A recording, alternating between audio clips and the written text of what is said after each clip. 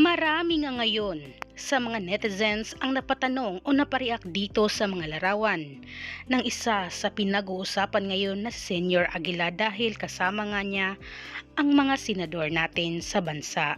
Narito nga ang buong detalye, alamin natin ito.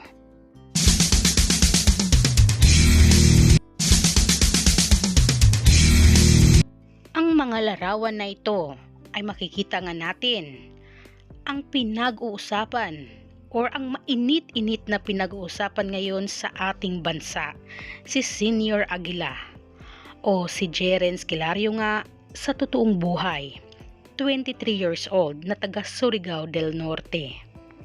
Makikita nga natin ang pagpapapicture ni Jeren Esquilario o mas kilala o sikat ngayon na si Senior Aguila sa mga senador natin sa bansa, kagaya na lang ni Bong Revilla, Senator Bong Revilla, at syempre ang number 1 senator na si Ruben Padilla, at ang kapatid din ng ating presidente na si Amy Marcos ay nagpa-picture rin si Senior Aguila dito. At hindi lang yan, pati rin si Bato or si Senator Bato ay makikita rin natin sa larawan na ito, at si Senator Bongo.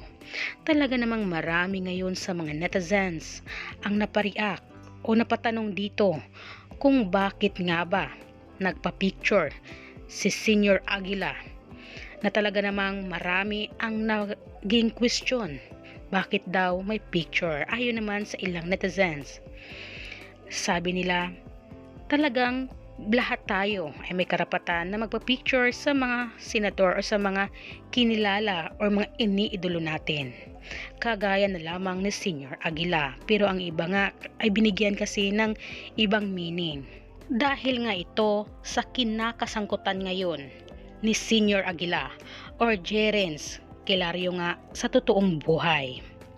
At talagang gumugulong pa rin ang investigasyon dito patungkol kay Senior Aguila, na talaga namang marami sa mga tao o sa nasasakupan niya sa Surigao ang umaasa ng hustisya pa rin sa kanya ngayon. At dito nga ay marami rin ang galit sa kanya dahil nga sa mga pinagagawa raw niya, ayon nga sa mga witness na humarap sa Senado patungkol nga dito sa pinaggagawa ni Jeren Esquilario or mas kilalang si Senior Aguila. Kayo guys, isa rin ba kayo ngayon sa nagtatanong, nagtataka kung bakit may picture or bakit nagpa-picture si Jeren Esquilario or mas kilalang si Senior Aguila sa mga senator natin? Kaya comment din kayo, dahil pati ako at marami sa mga netizens natin ang napatanong kung bakit. Pero wala pong ibig sabihin ito.